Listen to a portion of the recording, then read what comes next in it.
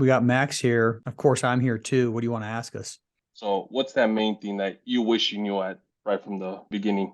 If I wish I'd known was if I'd known how to network with people, it would have been great. Part of what I wish I would have known, I guess, is had I set my goals higher, I probably would have done a lot more than I have. Hey, I'm Brian Briscoe, host of the Diary of an Apartment Investor podcast. And this podcast is different from everything else out there.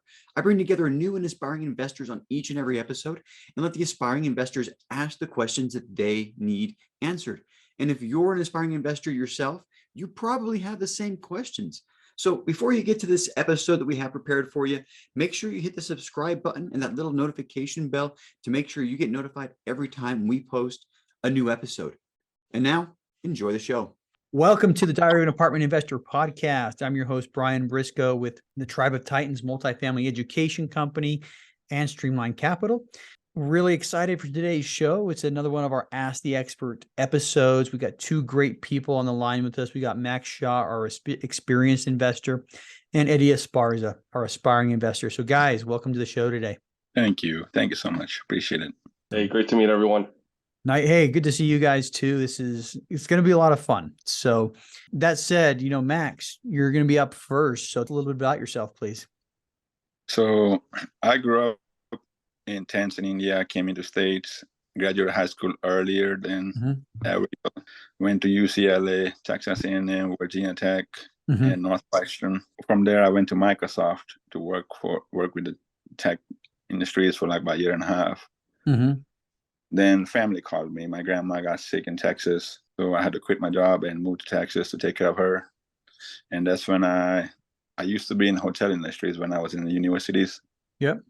Manager and stuff like that. That's the only thing I knew how to start. So I bought a hotel over there first in Texas. Okay. Which was a bad move because it was middle of nowhere. It was on I-40 with 300 people in town, and nearest gas station was 30 miles away. Okay. Oh, so bad move because of the remote location. Remote locations, there was nothing to do for anybody. Only thing was generating revenue was the I-40 exits. Okay. And nobody wanted to stop over there because there was nothing there. So yeah. Okay.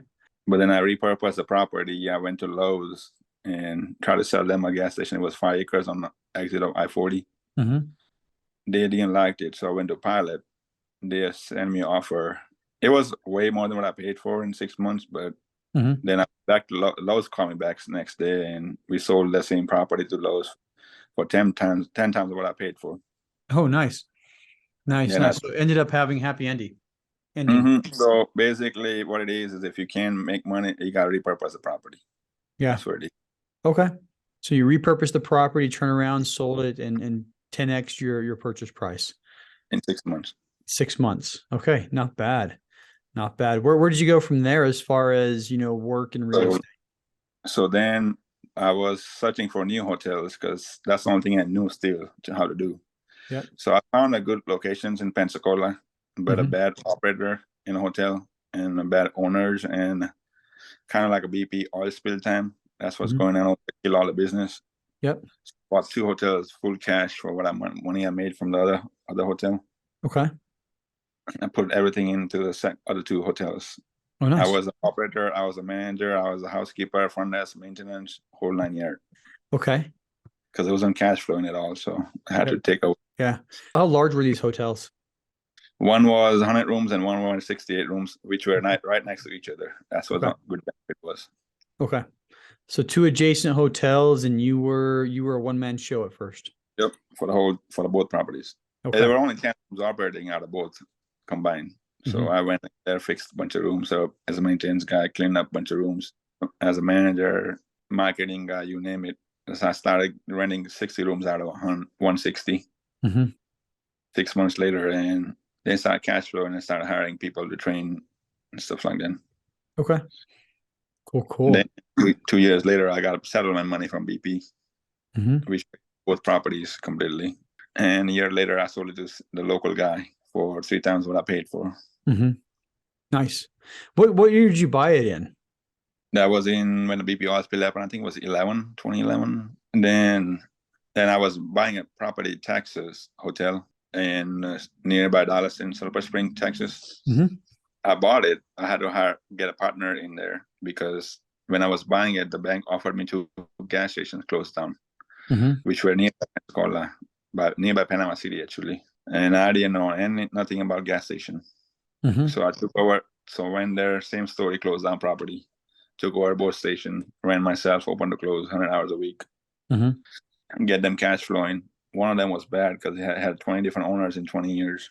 Ooh, yeah. So I had to hire a partner. Actually, I had to get a partner from other hotel in Texas to run it. So we put him over there. I ran the gas station here, and I sold one last year actually for twice what I paid for. Okay. So you did the same thing with the gas stations as you did with the hotels. You bought them, and then you were the one man show, and then eventually started hiring people and selling. Yep. So I was still on one gas station and one hotel, one in Texas. First one I bought, but the first station I bought, it just appraised at 2.9, three times what I paid for. So yeah. Okay. Yeah. Now, sounds like you've been doing a lot of this with your own money. So you bought that first hotel, and then that one funded the next 2 hotels, and it sounds like it just started snowballing from there. Is that right? Or did you have to bring in investors for any of these?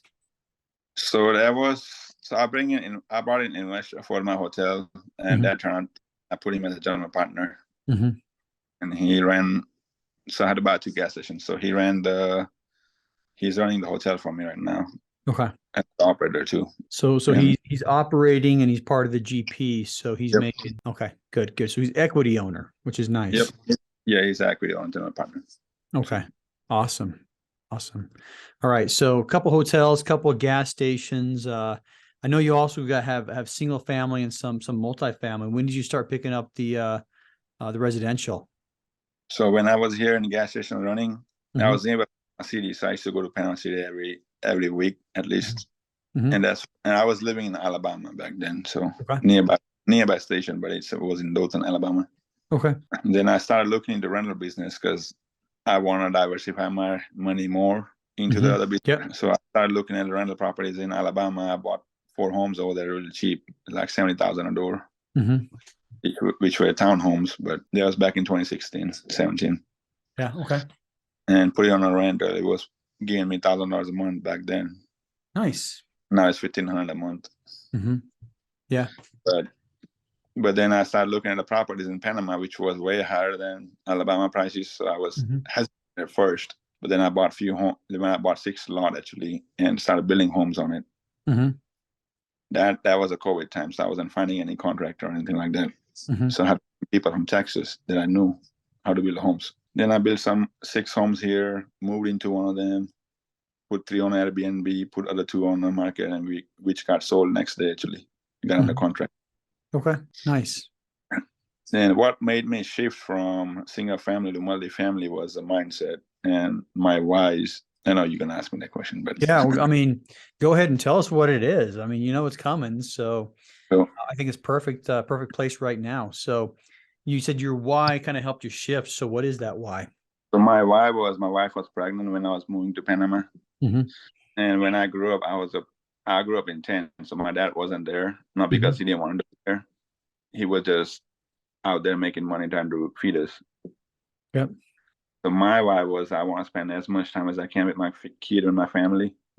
Before that, I was working 100 hours a week, and I stopped working that now. Yeah. But my why is to spend time with my kid and the family, and so I'm like, okay, and I need to do something. I can't work 100 hours a week at a gas station. I can't rely on single family rentals for long. Yeah. You gotta have it. And I also diversify my money too. Yeah. And I did my research and stuff like that. And the best way to scale up was multifamily. But with like all the other people, newbies, I was like, how am I gonna fund multifamily on my own? Yeah. I'm not gonna buy 10 units and put in work as 40 units. I wanted to be higher units from day one. Yeah. That's when I started networking with a bunch of folks and started listening to a bunch of podcasts. One of them was yours too. And one of the other successful investors. Then I'm like, okay, this is pretty good. I could network with people, partner, and do what I'm good at, and still have active in property. Yeah. So then I then I changed my mind shift into I had to rechange my whole strategy. Okay. And started net because I'm not a networking guy. I wasn't before. Mm-hmm. But in last year I spoke to 1,200 people. Wow. Once at least. That was a big change for me. That's for a day. Wow. I mean, even on weekends. Okay, cool. I was shoving call after call, like Yeah. 3 to 5 calls at least a day, if not more. Investors, brokers, other syndicators, you name it. Then I started getting tractions, and I got my invested first as an LP on one of the deals. Okay. Just how it works and stuff like that. And then I started looking at deeply into the underwriting, asset management, stuff like that, because that's what I was good at. Asset management was my thing. So okay. Then I got my first deal in Fort Wayne, Indiana, 58 doors. Okay, nice. That was a funny story on that one too. Well, you know what? Let's talk about. I like funny story. Eddie, you like funny stories? Love funny stories. All right. Hey, Max, we're gonna ask you to talk about it then. So when we looked at a property, it was December 12th. When we went under contract somewhere in that time frame, my team did, and then I told them, like, bring it to me. I want to be a GP in it. So I did my own underwriting on it, and I loved it so much. So I called back my team right away, like within 2-3 hours, like, hey, I got this covered. Let me in it. If I can't raise the money, I bring my own money. Let's do it. It was a Christmas time, right? And I reached out to all the investors that I had, and one of them, so most of them said, like, we want to close it before the end of the year. Yep. We had a bank financing and everything ready, just because of the bonus depreciation of 100%. We wanted to close before the end of the year. So we went back to seller, and we told them we need to close it before end of the year. So give us better terms on owner financing, because bank is not going to work this fast. So we got owner financing for 3 years, interest only. Nice. And I raised $500,000. I put some of my own money too. Then other team members raised some money, and we closed it on 27th. Nice. So we were calling people on a Christmas lunch dinner time, like, hey, I know you with the family, and the Christmas time is here. Instead of me giving you a gift, I'm gonna give you a gift of investments. Yeah. We have solid investments. It's gonna pay out 1.8 times in 3 years. Worst case scenario, it'll be 1.8 times in 3 years. And I'm all in it too. My money's tied up in there too, along with you. So if you're ready, let's go. Cool. So what year was this? 2022, last year. Okay. I actually had a December 27th closing in 2021. So I was just curious if it was the same year. That'd been kind of cool. But so you guys, so the moral of the story, I mean, you wanted to close before the end of the year, which makes sense. You know, there's bonus depreciation, and that number went down from 100% to 80%. So lender's not going fast enough. So you go back to the owner and say, hey, we want to close this earlier. How about owner financing? And he agreed, right? Cool. He was hesitant first. Yeah. It's like, I want my money now, and I want to cash out and retire. Yeah. So we went back with the numbers, and the whole amortization schedule, 10-year schedule, right? Yep. How much he was making money and how much tax he was paying at first, and if he was going to do owner finance, how much he was going to make and how much taxes he was going to pay.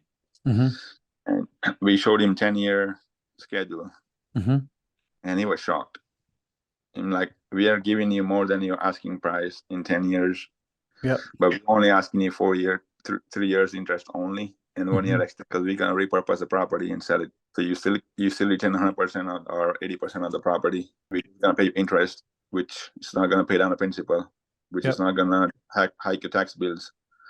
Should be good enough to survive for you on retirement. Yeah. Then we had to go back and forth. He's like, okay, it's a Christmas time, let's do it. So we went in there and jumped it. Nice. That's some good negotiating there. So figure out what the seller wants, and be able to help him see how that gets him a better deal in this case, and ended up working out for both of you. So you guys were able to close before the end of the year. You got your 2022 bonus depreciation, gave your investors a Christmas present by giving them an opportunity to invest on Christmas, and It all worked out. It worked out. It went better than what we expected. When we bought it, the rent was $600 a month. That's what he was charging. My underwriting was $900 a month. Market was $950. But when after closing, we went to housing authorities just to test the market, see how much they could pay. They came up with $1,100 a month. Wow. So we went with them and started running units to them. A lot of the units were month to month. When we bought it, previous owner wasn't moving the snow or anything like that. We went in there. Second day of our ownership, we had a snowstorm. So when we went in there, we moved the snow, cost us $4,000. We actually getting calls from tenants like, "Hey, thank you for moving snow for us." We never had that luxury before. Yeah. So they're stuck in the house for 2 days, 3 days until it melts away, or they move their own snow just to go to work. So most of the tenants retained and stayed back, and we had them sign the yearly lease at $950 without renovations. Nice. And some of the units are $1,100 right now. Awesome. So you underwrote at 900. You're getting $950 for the unrenovated units, and $1,100 from the housing authority when new people move in. Or $1,100 for the fully renovated units. For the fully renovated units. Yep. Okay. Cool, man. That sounds like it's been a pretty good deal so far. And did the seller give you guys fixed rate for the? Okay, so you got fixed rate. Nice. Yeah, fixed rate 3 years and 1 year extension on top of that. Okay. Our exit plan is year 3, but we are pulling year 4 performer right now in year 1, so we probably gonna sell it next year. Okay. Yeah. That's a nice deal. So, well, cool. Hey, thanks for sharing that. I appreciate that. And that was last, you said that was last December you closed on that one. Have you been able to find any other deals, or is that the one right now? No, so we looked at, then we went to the triple net lease in Kansas, which was a solid deal too. And the good thing about triple net is we don't have to do any maintenance or any property taxes. Insurance is paid by them too. Yep. And we were pulling 5 to 7% cap rate on it. Year 1, actual cap rate was 7% walk-in. So we jumped on it, raised some money, did due diligence in there, and that's a 4-year hold for 2.2 times, or actually 2 times multiplier. Okay. But we will be looking at 2.2 when we refinance it.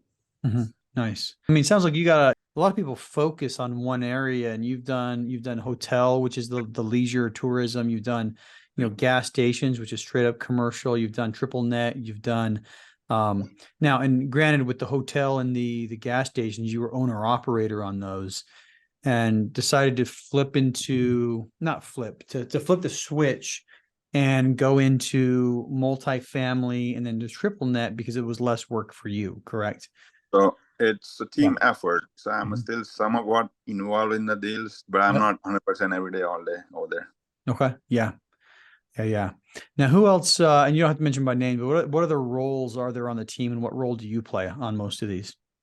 So I'm an asset manager, not a strong appraisers. That was my weakness, but they're training me to raise some money, and which I'm doing okay with it. So I'm an asset manager, maybe / capital raisers, underwriter, due diligence, EMD. I do one piece at a time on different 2 pieces at a time, different deals. Yeah. 2 at a time, but I'm learning different roles too. Eventually, I'm going to be KPing, signing the loans on them. I mean, this is what I found out when I first started. I only had one skill set. And you can go back to a lot of earlier, podcast episodes. And you said you've listened to a lot of the podcasts, but I only had one skill set. And as I've progressed, I mean, there's certain things that there's my superpowers, so to speak. But I can come into deals in many different ways. I'm not the greatest at capital raising, but I can do it, so if I'm in a deal and we need an extra $500,000 to $1 million, I can do that. That's, like I said, not 100%, but it is something that I can help out with. And the more roles you can do, the more appealing or the more attractive you are as a partner. Yep, exactly. So that's why I'm learning all the roles. I'm not like you. I'm not a strong raiser either. I could raise million. But that's my limit, pushing it. But I could do asset management easily because that's what I've been doing all my life. Yeah. Taking down closed business, running them, operating them. Yeah. I could do EMD now too. since I have cash flow coming from gas stations and stuff like that. Yeah. And Awesome. I'm learning to sign loans and stuff like that. Yeah. They solid though. Yeah. And I mean, from a different perspective, the more stuff you do, the larger slices of GPs you get. When you're putting the EMD in, you're getting a slice of the, you're getting a certain percentage of the GP. When you're signing on the loan, you're getting a certain percentage of the GP. Everything you do, you can negotiate larger and larger chunks of ownership. So, if you're a one-trick pony, you might walk away with a little sliver, but the more you can do, more functions you perform, the more money you make, which is nice. So my whole goal is to be an LP in 4 years, right? 100%. Yeah. Mm-hmm. But I want to learn the background stuff.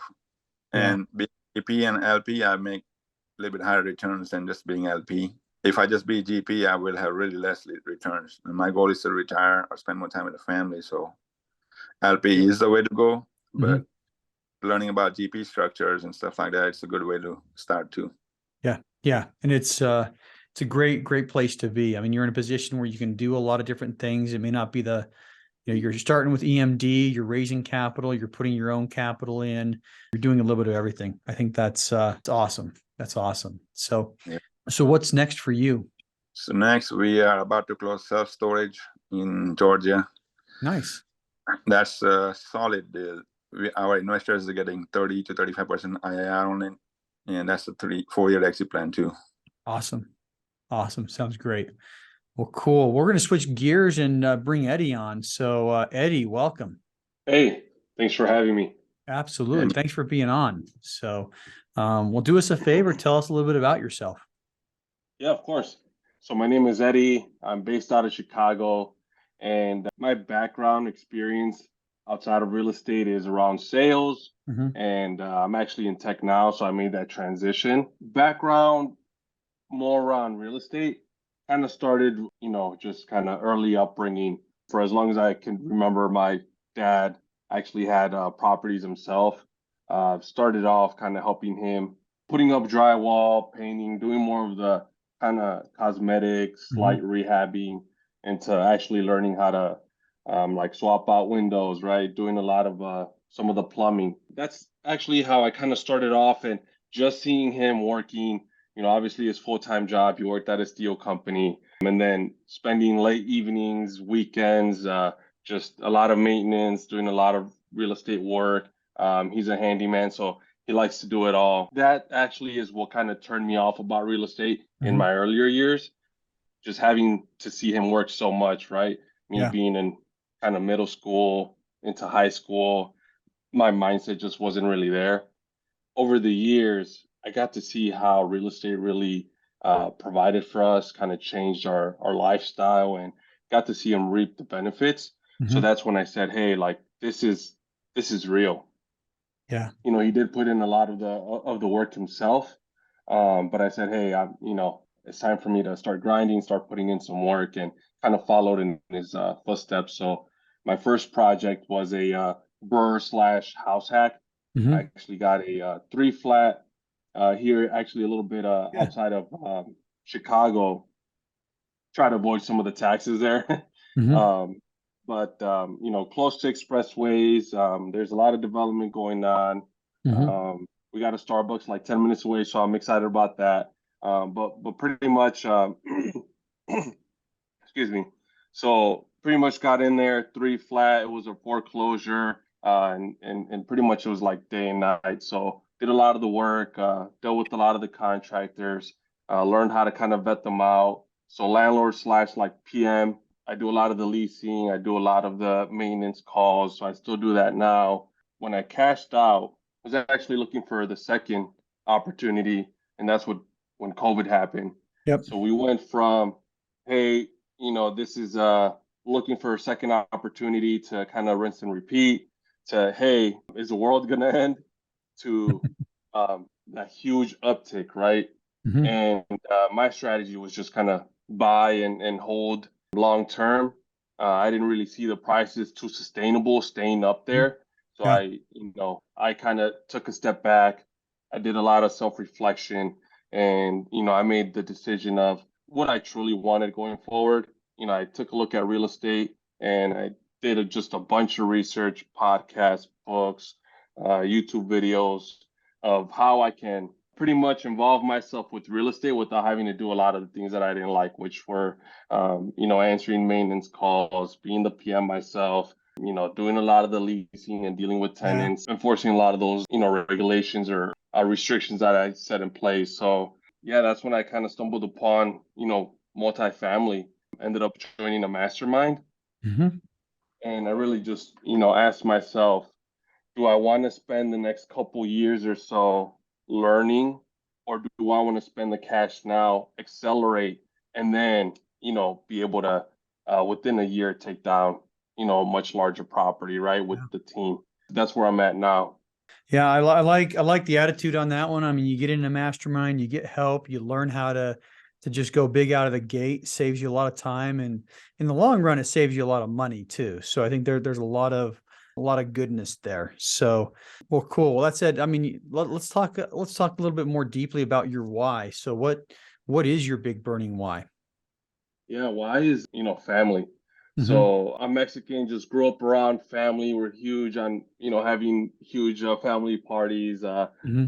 but, just family, right? Whenever we need help or, whenever, any of our family members need help, we're always there to kind of provide and help each other through, obviously the good times as well as the bad. So, just being able to kind of give back to my parents, just kind of like how we kind of grew up. It was, I'd say, in one of the tougher spots in Chicago, seeing how much they worked, seeing what they were able to provide. Education was huge with them, and just being able to, celebrate a lot of the holidays and birthdays, right? Even when, we knew it was going to be a little bit difficult.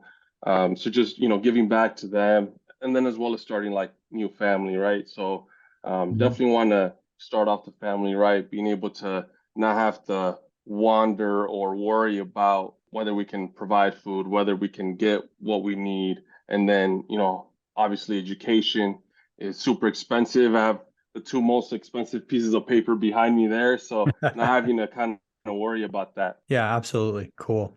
Well, hey, we're at that point where, I turn the mic over to you, man. And so I'm sure you got questions. We got Max here. Of course, I'm here too. What do you want to ask us? Yeah, definitely. So I have a couple here. First off, I want to start off with, what is one thing that you wish you knew from the beginning of your investing multifamily journey? So what's that main thing that you wish you knew right from the beginning? It's a good question, really good. The main thing I knew, if I wish I had known, was I didn't have to do all at once. So I tried to do all at once first on my own. If I'd known how to network with people, it would have been great. I had to force myself to it, but if it was that easy for me, or somebody told me to just network and reach out to people, that would have been the best thing. Gosh, for me, I don't know if it's a piece of knowledge, it's more of a confidence issue, more of a belief in myself. I've done some reflection recently where I realized that a lot of people say it's not good to compare yourself to other people. I think it can be healthy. I was comparing myself to somebody who started the real estate process the same time as I did, got into a coaching program the same time as I did. And he's probably 20x the amount of real estate I've purchased. And, I've done quite well, but I was reflecting on what the biggest difference was. And I think the big thing is, he started with higher expectations of himself. I have met every goal I put in place with real estate. All right. So part of what I wish I would have known, I guess, is that I could do more, because had I set my goals higher, I probably would have done a lot more than I have. That's some great stuff. The next question kind of ties into that, as you kind of seeing yourself grow, right? You're adding more to the portfolio. What's that skill that you learned to really hone in on, or a process that you set into place that kind of just helped you take that next step or scale? So that would be me setting up my own CRM and stuff like that. I was first at Excel, kind of thing on a spreadsheet, but as you grow, you need to remember, when you start talking to a bunch of folks, you need to know where you're at with them, and you need to keep on following up with them. Yeah. So I started learning about CRM and started implementing that into my business. That's the best thing we could do. Yeah. Because you don't want to talk to somebody one time or two times and forget about them. And then a year later, you will see them in a conference like, oh, we talked about a year ago. I want repeated connections. I want to talk to people repeatedly, random, at least once a month, or at least once every 4, 5, 6 weeks. Yeah. And that's something that I am working on. I was talking with one of my teammates today about the same thing, where I haven't been really good at keeping track of that, so I've probably let a lot of things slip through the cracks because, I have a CRM, but I haven't been using it to its full capability. And so, I'm working on tracking my KPIs a little better. When I say KPIs, my individual, my weekly KPIs, things I need to be doing every single week. And so, hopefully if you were asking me that question, 2 to 3 months from now, my answer is, the best thing that I did to scale was, systemize and start tracking the things that are most important. My weekly to-dos, my weekly, goals. Because if I can hit my weekly goals, the goals that I have in 1 year, 3 years, and 5 years are all going to come tumbling down like dominoes. That makes perfect sense. Next question I have is, with all of the uncertainty right now, how has this kind of changed how you identify, underwrite, or even just like a lot of the criteria that you kind of look for? When I underwrite deals, I do really conservative when I take the market rent and stuff like that and slash it down some more too, because I know when recession time comes in, we're gonna have some corrections coming up on rent market too. That's the best thing about multifamily. It's a recession-resistant properties and stuff like that. But you gotta take the numbers and you gotta slash it down really conservatively if you want to survive. Yeah, you don't want to end up over leveraging yourself in the properties either. Yeah. And I agree. I mean, what's going on right now? I mean, I think you have to go back to fundamentals. I think a lot of people in the last couple of years, and I'm included in this, I mean, we were riding a wave, and prices were going up, considerably. It was to the point in, 2021 where, if you back out of an offer on a property, the seller can sell it for, 5% higher 2 months later, So a couple years ago, like I said, 2020, 21, and early 22, people were riding the wave still. And I think right now we've got to go back to just the fundamentals. And kind of like Max said, we got to be a little conservative on where we can go on rent bumps. Debt is something that, the market's going to adjust to the debt, or, maybe the debt's going to come back down. I think that's kind of a temporary thing, but where we're finding some traction is in fixed rate assumable loans. So we've got one property that's closing at the end of this week that we've got a 3.4% interest rate loan that we're assuming from the owner. So that de-risks it quite a bit by assuming a loan. I mean, typically we have to bring a little more cash to the table at closing, but it ends up being a lot better in the current market than getting a brand new loan at current interest rates, which are a full 2% higher. Okay, awesome. What is one connection that you've made that kind of helped you either validate a lot of what you were doing, or kind of like help you piece everything together, or even just being able to kind of take down the next property? That's actually what you're doing right now, mastermind. Mm-hmm. You are in the mastermind. I was in the mastermind. I'm still in 1, 2. Mm-hmm. That's the group of people that you connect with, the team members that you connect with.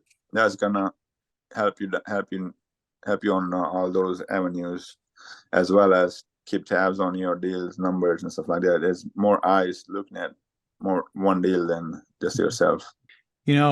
Same thing. I mean, I do a lot of networking. I go to a lot of events, and I think really the one thing is, if you are the smartest person in the room or the smartest person at the table, you're at the wrong table, you're in the wrong room.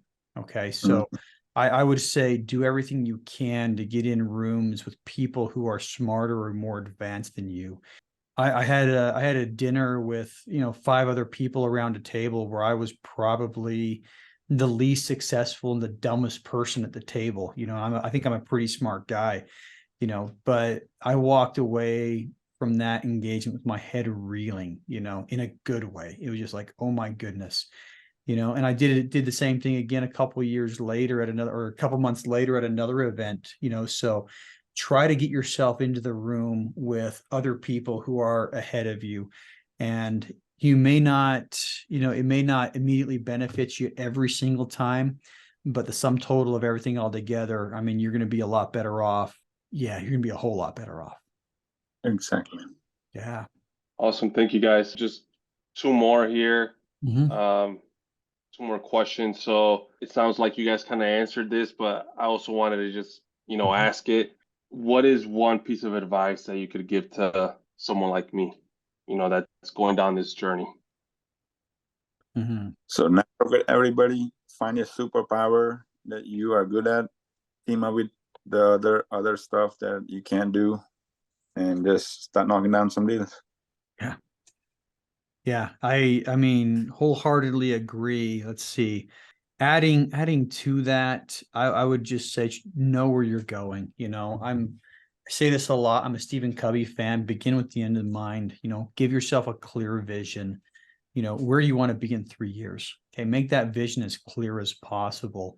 And the way to get there is exactly what Max said, where you're going to have a superpower. Work around your superpower. Find other people to help carry the rest of the load, and focus on that vision. All right, awesome. And then last question for you guys.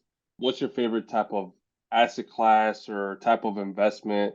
I know Max, you mentioned like hotels, gas stations, multifamily, storage. What do you guys prefer? It depends on what cycle of economy you are in. Right now, my favorite is self-storage and RV parks, because that's where all the money is going in, and that's where it's going to sustain more in the recession type. But if it was the upcycle on, that would be in multifamily more. I like multifamily, and I mean there's a lot of, we are in a certain part of the cycle where prices are dipping. But I was at a conference last week, and one guy that I really respect got on stage, and he said, if this were 2007 and we were at the peak of the market, and I knew that we were at the peak of the market, I would still buy everything I can get my hands on. Because as long as your outlook is a little longer, multifamily is going to pull through. I mean, I think multifamily over time is a lot more consistent. Now, to Max's point, I don't think he's wrong at all. I think, some of the self-storage and the mobile home parks have a very high yield on their investment, a higher cash rate. If you kind of look at the different asset types in commercial real estate, a couple, dozen years ago, office was doing great, and retail peaked, and then industrial peaked. And the whole time, multifamily was steady. All right. They're rarely the top of the class, but they're also even more rarely the bottom. So my outlook right now is multifamily, but I choose to look, in terms longer than the next 2 to 3 years. I'm looking 5, 10, and 15 years down the road. Cool. Okay. Yeah. Awesome. So cool. Hey, great questions, Eddie. Great questions. We are about out of time. So, kind of nice and coincident that you're done with your questions. But I do have one more question for each of you. Max, you get to go first. How can listeners learn more about you? So they could reach out to me on Facebook or text message or call me directly. I'll be answering every single calls I get.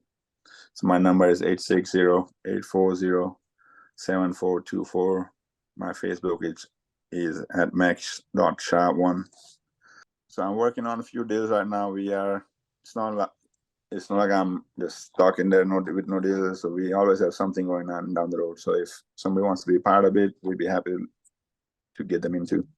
Awesome. Sounds great. And Eddie, same question for you. How can listeners learn more about you? Yeah, on Facebook and Instagram. Facebook, Eddie Esparza. My IGN handle is Eddie_Esparza1. Feel free to also connect and follow with Epic Property Ventures. On Facebook, it's Epic Property Ventures, and the handle's the same. Awesome. Well, thanks, guys, for coming on the show today. Very much appreciate your time. This was a great episode. Thank you so much for having us, man. Yeah. Thank you guys again. Hey, if you like that episode, make sure you hit that subscribe button. But more importantly, if you haven't joined our multifamily educational community, the Tribe of Titans yet, you are missing out. So get yourself 30 days free by clicking the link below in the description, or go to thetribeoftitans.info, and we'll see you there.